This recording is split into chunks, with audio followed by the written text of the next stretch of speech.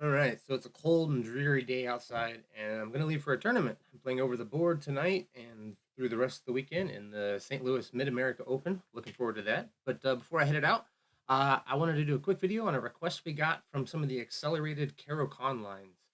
We play this sort of offbeatish thing where we play a6 and we avoid a lot of weird complications and get white out of book. But there's a couple of early queen moves that I wanted to cover that can be a little bit problematic if you don't really know what you're getting into.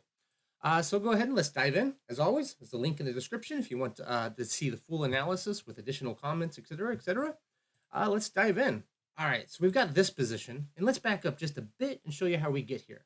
Because we've got this, we're down this pawn, and we're threatening to get it back here, but white can try to hold on to it. And it's not the worst way in the world for white to play. So to get here, we went and we gave these this sort of looking thing, but then this early c4 without the d4, which really clamps down on this d5 square just out of the gate. But we're going to challenge immediately. They grab, we take back. It really doesn't matter whether they go this way or this way first. It's going to probably end up being the same. And then they take. And so the most normal move here is to play knight f6. And there's nothing wrong with that. But there are some variations where this b5 square can be a bit soft. And so we're playing a6, and we just avoid all of that. And we're just saying that we're going to be able to get our pawn back pretty soon anyway. So knight c3, just trying to hold on to the pawn. We try to attack the pawn. And now the most normal way that white plays is they're playing d4, they're playing knight to f3, they're playing bishop to c4. Today we're going to look at queen to b3 and queen to a4 check. We'll start with queen to b3. This is a direct attempt to just hang on to the pawn, and if we're not careful, we may never get the pawn back. Now, there's a couple of ways that you can play here that are a little bit interesting. I chose kind of a more solid approach because I didn't quite know if I liked the weirdness. If you want to go for something offbeat and try to find some real counterplay, like right out of the gate, you can play b5 immediately. And the idea is that, say, after the normal sort of looking d4, well, we're just going to hit with e6. And of course, they grab. We're going to take, and we're going to try to argue that we have some tempi. The only move that works is queen back to d1, and we can play bishop to d6, bishop to b4. We can get our knight into the game somehow, maybe through c6. And yes, we're down a pawn, but we're saying we're going to have lasting counterplay against this pawn.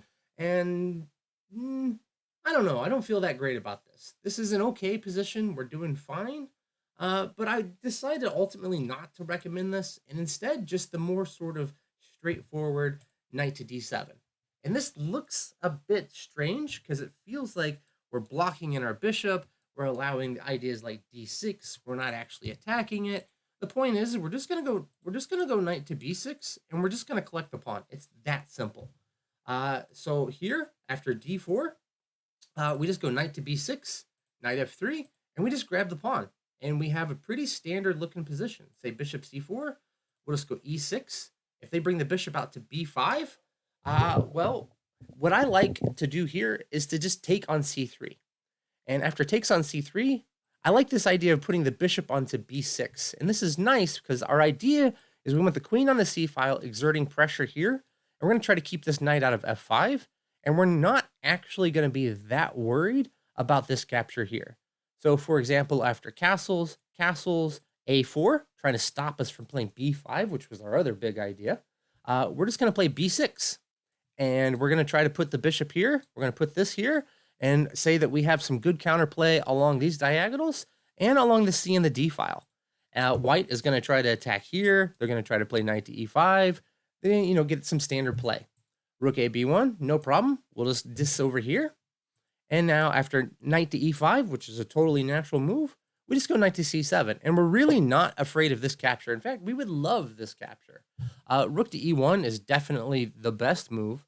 But if they just capture, well, we're just going to take back. The knight's got to be moved out. This pawn is incredibly useful. There's no pieces over here trying to attack. And even if the queen and the bishop both got to here, we can always play f5 if we absolutely have to. But in the meantime, say rook to d8, just exerting more pressure down this file. And we're going to play bishop to b7 and get an attack ourselves. So say g3. Otherwise, we're going to play b7. We're going to take here, and we're going to grab this pawn. And now bishop to b7, and it's not actually hanging this pawn because this guy's hanging. And we're going to be able to drop it out of the way. We're making threats here already. Knight to d2 is kind of an only move, but now queen to c6. And, after f3, we definitely have some pressure here. Absolutely. There's no question about it. Maybe we need to deal with this b6 pawn, but not even. You can just play f5. Point is we're going to try to break things, maybe. Say you try to capture here, don't care. We can grab this pawn. We now have threats here with discoveries, all kinds of nice position here. We're doing better, much, much better at this point. So again, after this queen to b3, we're just going to play knight to b6. We're just going to play knight to b7 or here, and we're going to grab the pawn. Now, because of the extra time that we're taking to get this pawn back, we really don't have time to play g6, bishop g7, which is what we're typically playing in these lines. Now let's look at the other option. So after knight f6, queen to a4 is also an option. Well, here we're kind of forced to block with something here. Now the bishop feels really natural, but now after queen comes to b6, this is uncomfortable. This knight doesn't have a way out, and the bishop really doesn't want to be on d7. This pawn is doing a phenomenal job restricting this knight, and we've put this bishop here so the knight can't get out, and you can really struggle to get these pieces developed and exert any pressure here. This is not the way we want to go. You could consider blocking with the queen, but now bishop b5 is a pretty annoying tactic. We're forced to take it, and we lose this exchange here. So that's obviously not something we want to do. I mean, you could try to play for tricks here, but I think this queen's going to escape somehow. So that leaves behind only knight to d7. And now our idea is the same. We're going to play g6. We're going to play bishop g7. We're going to castle. We're going to play knight to b6. And we're going to collect our pawn back. Similar idea to before.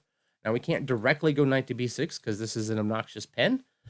So after knight f3, g6, the bishop comes out, and bishop g7, and then kind of a weird move from white, which you wouldn't really expect because, d4 seems like totally natural, or castling also seems natural. But by far, the most common move here, and the only way to establish equality for white, is to play d3, which is kind of an awkward looking move, but it does support the bishop. It keeps this pawn off of d4, but it does keep our bishop open a bit more, and white doesn't have this e5 square. So we're just going to castle, and now white has to make a little bit of an awkward move.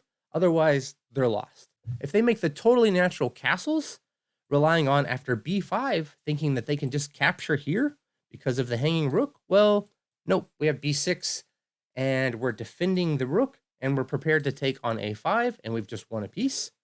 So if they try to get out of that with sort of a natural-looking move, say, not castling, but queen to b3, well, now b5 anyway, taking advantage of this d5 or d3 square, and we win the bishop. So given that, they have to play this queen to a3, which is a weird little move. But the point is that now we can play knight to b6. We have umpteen amounts of pressure against this pawn. They can try to hold on to the pawn with this move, but we can just continue developing naturally, and we're certainly going to get this pawn back. Things are a little bit awkward for white. Say they try to castle, well, we would just grab this, of course, and this is going to give us compensation for a pawn. They have 5 weak pawns. We have none. Surely we're going to be able to get a pawn back somewhere. So they can't really do that. They instead try to play knight to e5, which, I got to undo the castle here. Knight to e5, well, we have bishop f5. We're threatening this.